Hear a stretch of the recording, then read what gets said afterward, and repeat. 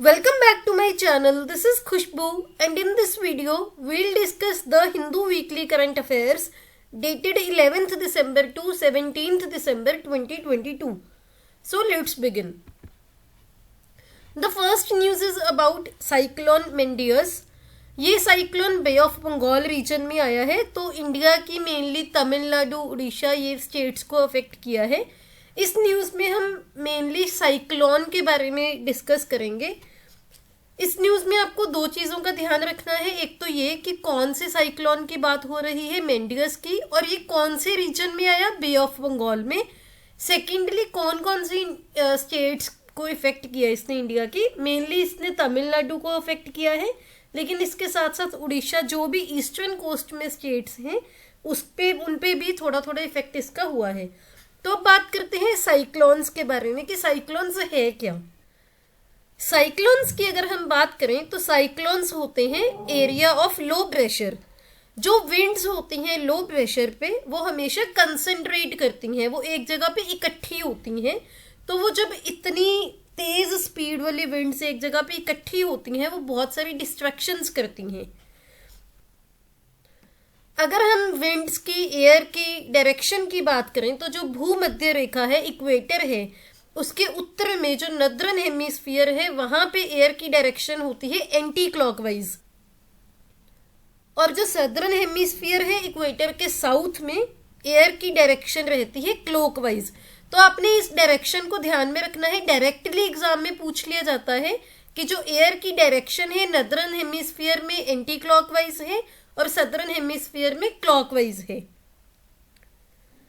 Next हम बात करते हैं कि साइक्लोन्स का इफेक्ट क्या होता है। तो साइक्लोन्स के साथ साथ बहुत ही वायलेंट, बहुत ही तेज स्पीड वाले स्टॉर्म्स, जिनको आप तूफान बोलते हो, वो एसोसिएटेड होते हैं साइक्लोन्स के। मेनली साइक्लोन्स को ज्योग्राफी में दो टाइप्स में क्लासिफाई किया जाता है। एक होते हैं ट्रॉपिकल साइक्लोन्स और दूसरे होते हैं एक्स्ट्रा ट्रॉपिकल साइक्लोन्स। ये क्लासिफिकेशन इनकी पोजीशन पे, इनकी लोकेशन के बेस पे होती है।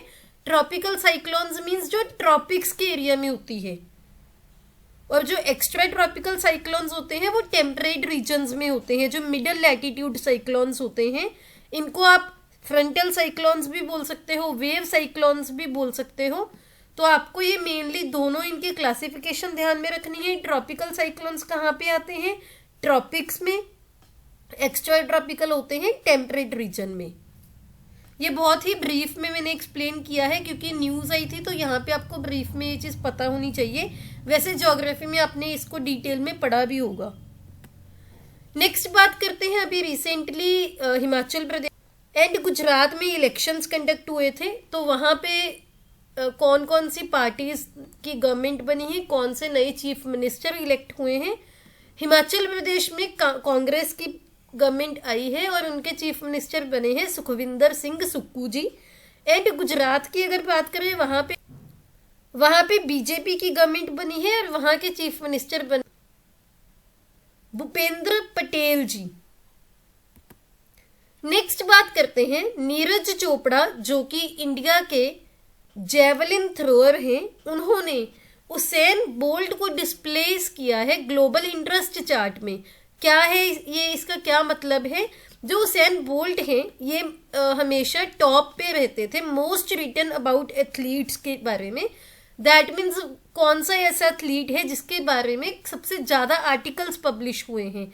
सो हमेशा मतलब काफ़ी सालों से उसेन बोल्ट इस लिस्ट में टॉप में थे। लेकिन फर्स्ट टाइम ऐसा हुआ है कि इंडिया के जेवलिन थ्रोअर नीरज चोपड़ा ने इनको डिस्प्लेस किया है, और नीरज चोपड़ा के बारे में 812 आर्टिकल्स पब्लिश हुए थे। तो ये आपको ध्यान में रखना है क्योंकि ये फर्स्ट टाइम हुआ है काफ़ी सालों के बाद, तो इम्पॉर्टेंट है। नेक्स्ट बात करते हैं जापानीज इंसेफेलिटीज के बारे में, क्योंकि ये डिजीज न्यूज़ में थी। जो भी डिजीज न्यूज़ में होती है साइंस एंड टेक पोर्शन में एग्जाम में बहुत ही कॉमनली पूछ ली जाती है। क्यों न्यूज़ में थी, क्योंकि इसका एक केस यूपी में एक बॉय में कंफर्म हुआ है।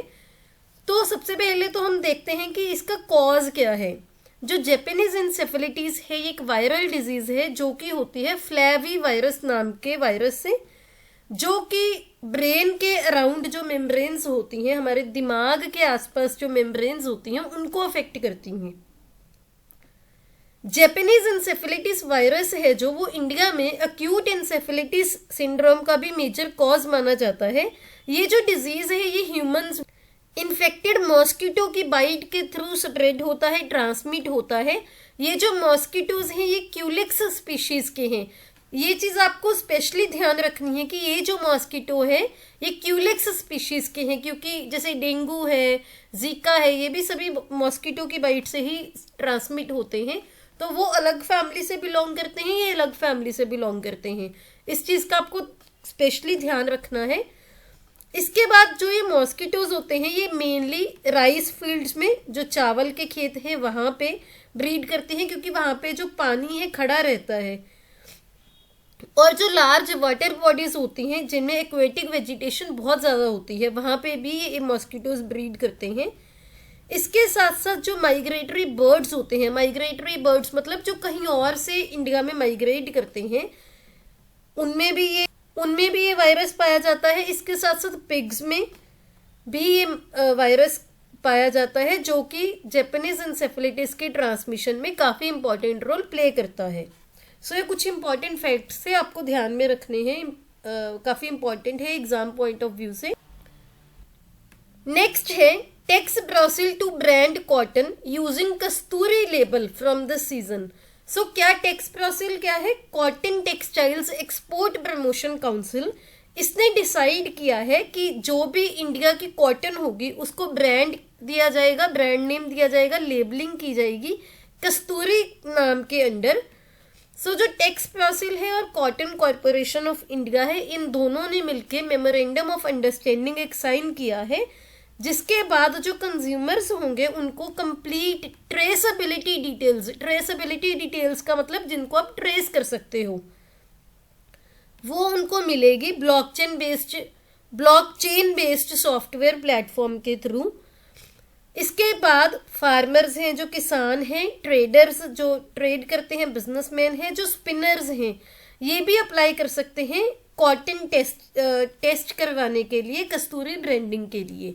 सो ये आप यहाँ पे आपको क्या इंपॉर्टेंट ध्यान में रखना है कि कस्तूरी क्या है। डायरेक्टली पूछ लिया जाता है कि कस्तूरी न्यूज में था किसके बारे में है, या फिर कॉटन को ब्रांड दिया जाएगा किस नाम के अंडर।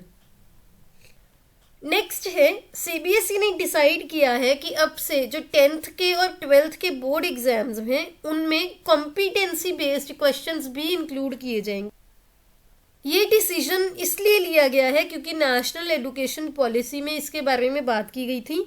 सो अब से कम 40% क्वेश्चंस जो 10th के होंगे और 12th के कम से कम 30% क्वेश्चंस कॉम्पिटेंसी बेस्ड होंगे। कॉम्पिटेंसी बेस्ड का क्या मतलब?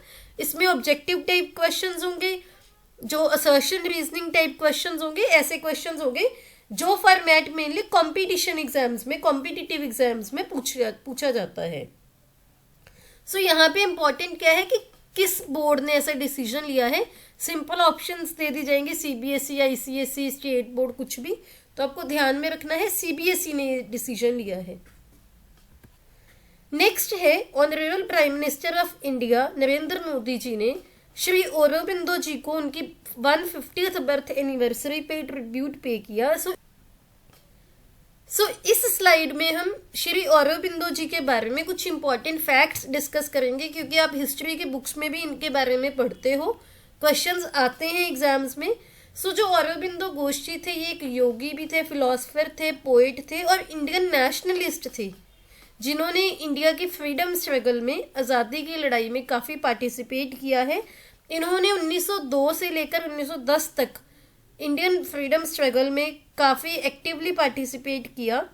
उनको अलीपुर बॉम्ब केस जो कि 1908 में हुआ था, उसके अंडर इनको इम्प्रिजन भी किया गया, जेल में भी रखा गया। इनके कुछ लिटरेरी वर्क्स हैं, कुछ जो इन्होंने लिखा है, कोई बुक है, कोई आर्टिकल है या कोई मैगजीन है। कौन कौन से इंपॉर्टेंट लिटरेरी वर्क्स हैं? एक तो इंग्लिश न्यूज़पेपर जिसका नाम था वंदे मातरम, जो कि 1905 में पब्लिश हुआ था। Basis of yoga, Bhagavad Gita and its message, the future evolution of man, rebirth and karma, Savitri a legend and a symbol, hour of God. So ये इंपॉर्टेंट लिटरेरी वर्क्स हैं, डायरेक्टली एग्जाम्स में पूछे जाते हैं, आपको पता होना चाहिए। क्योंकि ये पर्सनैलिटी न्यूज़ में थी तो इसके और भी चांसेस बढ़ जाते हैं क्वेश्चन पूछे जाने के एग्जाम्स में। नेक्स्ट है, कुछ बर्ड वॉचर्स ने एक बहुत ही रेयर बर्ड को स्पॉट किया है अरुणाचल प्रदेश में। कुछ बर्ड वॉचर्स ने अरुणाचल प्रदेश में एक रेयर बर्ड को स्पॉट किया है, ग्रे बेलीड रेन बैबलर को, जिसकी आपको पिक्चर भी यहाँ पे दिख रही है। इसको उन्होंने नाम दिया है द लिसू। लिसू वहाँ की अरुणाचल प्रदेश की लोकल कम्युनिटी है। अरुणाचल प्रदेश के अलावा ये पहले म्यांमार में, चाइना में और थाईलैंड में पाए जाते थे। यहाँ पे आपको याद क्या क्या रखना है, एक तो ये कि लिसू कहाँ की कम्युनिटी है, सेकेंडली जो ये बर्ड है ग्रे बेलीड रेन बैबलर ये कहाँ पे पाया जाता है, और थर्ड इसका क्या नाम अरुणाचल प्रदेश में दिया गया है। नेक्स्ट बात करते हैं द ग्रेट हॉर्नबिल के बारे में। ये हम यहाँ पे क्यों डिस्कस कर रहे हैं, जैसे कि आपको पता ही होगा, हमने पहले भी डिस्कस किया था कि दिसंबर में G20 की प्रेसिडेंसी इंडिया के पास आ गई है। तो इंडिया ने G20 प्रेसिडेंसी का लोगो अनवील किया है ऑफिशियली हॉर्नबिल फेस्टिवल में, जो कि नागालैंड में हुआ था। इस वजह से हमने ग्रेट हॉर्नबिल के बारे में यहाँ पे डिस्कस करना है। एक मैं अलग से वीडियो बनाऊंगी जिसमें हम G20 के बारे में कुछ इंपॉर्टेंट MCQs डिस्कस करेंगे, क्योंकि G20 बहुत इंपॉर्टेंट है, इस साल न्यूज़ में है, काफ़ी टाइम से चल रहा है। सेकेंडली इंडिया के पास प्रेसिडेंसी है तो इसके रिगार्डिंग जरूर क्वेश्चंस आएंगे। सो जो ग्रेट हॉर्नबिल है, जिसकी यहाँ पे आपको पिक्चर भी दिख रही है, उसके बारे में डिस्कस करते हैं। ग्रेट हॉर्नबिल है जो ट्रॉपिकल और सब ट्रॉपिकल अफ्रीका और एशिया में पाया जाता है। ट्रॉपिकल और सब ट्रॉपिकल क्या है, उनकी लोकेशन है। द ग्रेट हॉर्नबिल ये पाया जाता है हिमालयन फुटहिल्स में, इंडिया के नॉर्थ ईस्ट में एंड वेस्टर्न घाट्स में। बहुत इंपॉर्टेंट है, लोकेशन आपको पता होनी चाहिए कि इंडिया में हिमालयन फुटहिल्स में, नॉर्थ ईस्ट में और वेस्टर्न घाट्स में पाया जाता है। अगर हम ग्रेट हॉर्नबिल की बात करें तो ये अरुणाचल प्रदेश एंड केरला का स्टेट बर्ड भी है। बहुत इंपॉर्टेंट पॉइंट है, कौन कौन सी स्टेट्स का स्टेट बर्ड है, केरला एंड अरुणाचल प्रदेश। अगर हम इनके स्पीशीज की बात करें तो इंडिया में इनकी 9 स्पीशीज मिलती हैं, और जो इंडिया का नॉर्थ ईस्टर्न रीजन है वहाँ पे हॉर्नबिल स्पीशीज की बहुत डाइवर्सिटी मिलती है। डाइवर्सिटी मीन्स डिफरेंट स्पीशीज मिलती हैं वहाँ पे। इसके अगर स्टेटस की बात करें तो इसको वल्नरेबल कैटेगरी में रखा जाता है, और इसको वाइल्ड लाइफ प्रोटेक्शन एक्ट 1972 के शेड्यूल 1 के अंडर इसको प्रोटेक्शन दी जाती है। बहुत इंपॉर्टेंट पॉइंट्स है, ध्यान में रखने हैं। क्या स्टेटस है, वल्नरेबल है, वाइल्ड लाइफ प्रोटेक्शन एक्ट 1972 के शेड्यूल 1 में इसको प्रोटेक्शन दी जाती है, कहाँ कहाँ पाया जाता है, कौन कौन से स्टेट का स्टेट बर्ड है। नेक्स्ट बात करते हैं प्लेसेस इन न्यूज़ के बारे में। कौन सी प्लेसेस न्यूज़ में थी और क्यों थी। सबसे पहले तो कर्नाटका गवर्नमेंट ने रिसेंटली अनाउंस किया है कि वहाँ पे स्लाम आरती, जो कि वहाँ के टेम्पल्स में एक रिचुअल फॉलो किया जाता है, उसका नाम अब से रखा जाएगा आरती नमस्कार। माना जाता है कि ये जो रिचुअल है ये 18th century Mysore king Tipu Sultan के नाम पे रखा गया था, जब उन्होंने इन टेम्पल्स में विजिट किया था। टिप्पू सुल्तान भी आप हिस्ट्री में पढ़ते हो तो उनके बारे में कुछ इंपॉर्टेंट फैक्ट्स यहाँ पे डिस्कस करते हैं। टिप्पू सुल्तान का बर्थ हुआ था नवंबर 1750 में, और ये हैदर अली के बेटे थे। टिप्पू सुल्तान को टाइगर ऑफ मैसूर भी बोला जाता है। इनके बारे में कुछ इंपॉर्टेंट पॉइंट्स या सिग्निफिकेंट पॉइंट्स ये हैं कि इन्होंने अपनी जो आर्मी थी वो यूरोपियन मॉडल के बेस पे ऑर्गेनाइज की थी, और जो कमांड्स थी वहाँ पे पर्शियन वर्ड्स का यूज़ किया था। उन्होंने फ्रेंच ऑफिसर्स की भी हेल्प ली थी अपनी आर्मी को ऑर्गेनाइज करने के लिए।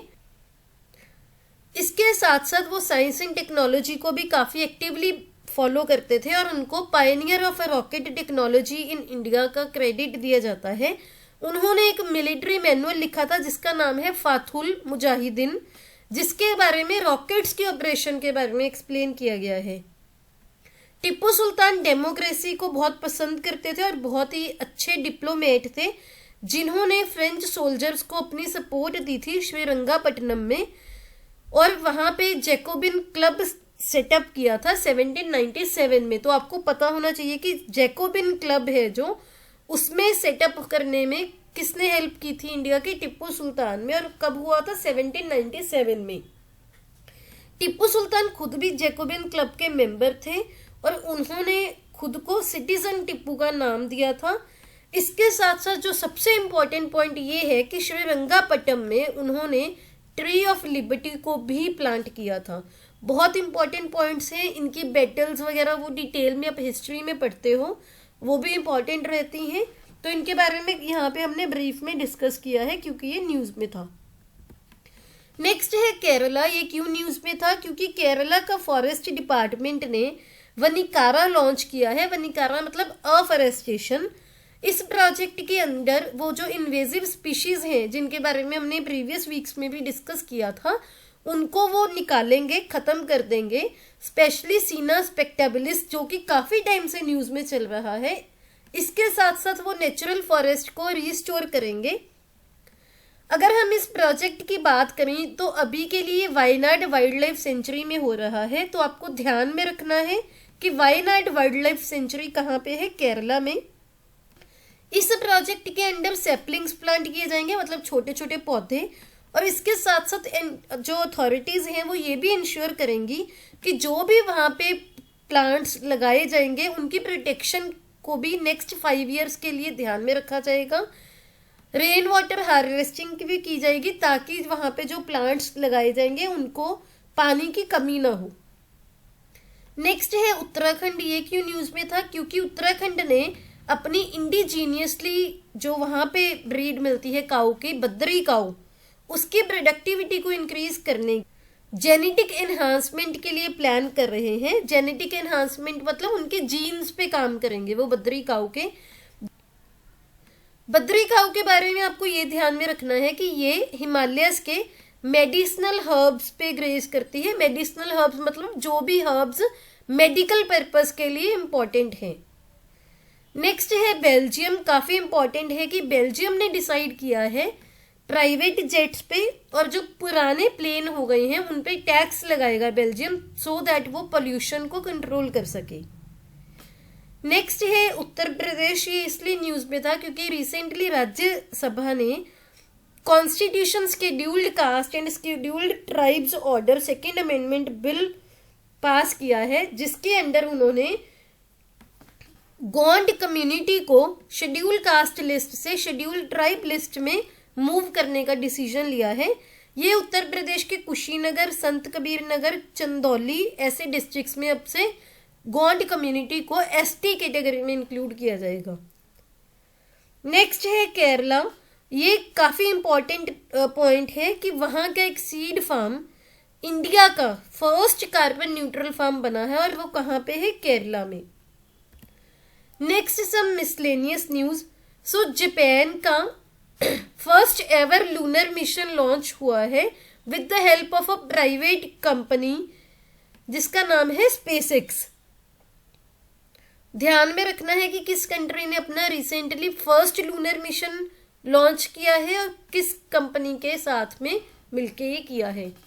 नेक्स्ट है पेरू, जो कि साउथ अमेरिकन कंट्री है। वहां के नए प्रेसिडेंट डीना बोलुआर्टे ने अपने कैबिनेट के साथ ओथ ली है। उसके बाद है रशिया।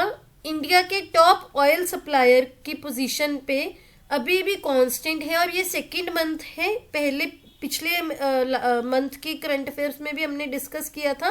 नवंबर में भी जो इंडिया का टॉप ऑयल सप्लायर है वो कौन है, रशिया। नेक्स्ट न्यूज है गोवा के मोपा एयरपोर्ट के बारे में। So recently honourable prime minister Narendra Modi ji ने ग्रीनफील्ड इंटरनेशनल एयरपोर्ट जो कि गोवा के मोपा पे है उसका इनॉग्रेशन किया है और उन्होंने डिक्लेयर किया है कि इसका नाम गोवा के फॉर्मर चीफ मिनिस्टर मनोहर पार्रिकर जी के नाम पर रखा जाएगा। नेक्स्ट है तमिलनाडु। ये फर्स्ट ऐसी स्टेट बनी है इंडिया की जिसने अपना खुद का क्लाइमेट चेंज मिशन स्टार्ट किया है। अगर आपको इसकी पीडीएफ चाहिए तो यहाँ पे जो लिंक है उसको क्लिक करके आप टेलीग्राम चैनल ज्वाइन कर सकते हो, वहां पे आपको इसकी पीडीएफ भी मिल जाएगी। नेक्स्ट न्यूज़ है पीटी उषा जी के बारे में। ये हमने पहले भी डिस्कस किया था कि ये इंडियन ओलंपिक एसोसिएशन की प्रेसिडेंट बनेंगी। अभी ये न्यूज़ में हमने इसलिए रिपीट कर रहे हैं कि उन्होंने चार्ज ले लिया है इंडियन ओलंपिक एसोसिएशन के प्रेसिडेंट का, पीटी उषा जी, जो कि इंडिया की एथलीट हैं। नेक्स्ट हम बात करते हैं ऑबिचुअरीज की। सुलोचना चवन जी पास अवे, जिनको क्वीन ऑफ लावनी बोला जाता था। वो रिनाउंड मराठी लावनी सिंगर थी और उनको पद्मश्री अवार्ड भी मिला हुआ था। यहाँ पे इसके साथ साथ आपको लावनी के बारे में भी पता होना चाहिए। तो लावनी महाराष्ट्र का एक बहुत ही पॉपुलर म्यूजिक है। लावनी है वो जो ट्रेडिशनल सॉन्ग और डांस का कॉम्बिनेशन है, जो कि ढोलकी की बीट पे परफॉर्म किया जाता है। ये आपका आर्ट एंड कल्चर का बहुत ही इम्पोर्टेंट टॉपिक है म्यूजिक, उसके अंडर आपने कवर भी किया होगा। लावनी महाराष्ट्र का म्यूजिक है, क्योंकि ये न्यूज में था क्वीन ऑफ लावनी जी पास हुए, तो हमने यहाँ पे दोबारा से डिस्कस किया है। नेक्स्ट है ग्रांट वाहल ही पास अवे, जो कि यूएस के स्क्राइब थे और ये one of the most well known football writers थे।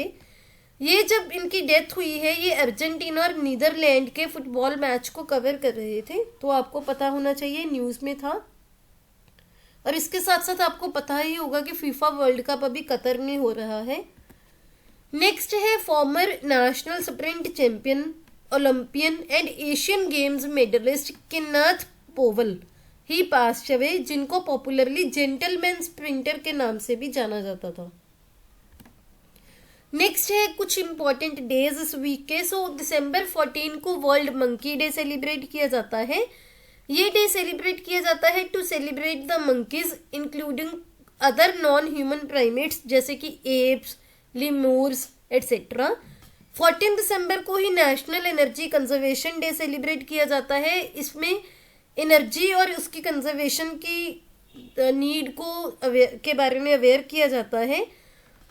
नेक्स्ट है विजय दिवस, जो कि दिसंबर 16 को सेलिब्रेट किया जाता है। इस डे को सेलिब्रेट इसलिए किया जाता है कि जो शहीद हुए हैं, जो भी आर्म्ड फोर्सेस का रोल है नेशन को सेफ्टी प्रोवाइड करने में, नेशन जो भी वॉर्स हुई हैं उनमें उन्होंने जो सेक्रीफाइस किए हैं, उस चीज़ को कमेमोरेट करने के लिए विजय दिवस सेलिब्रेट किया जाता है। If you like this video, please hit the like button and subscribe to my channel. See you in the next video.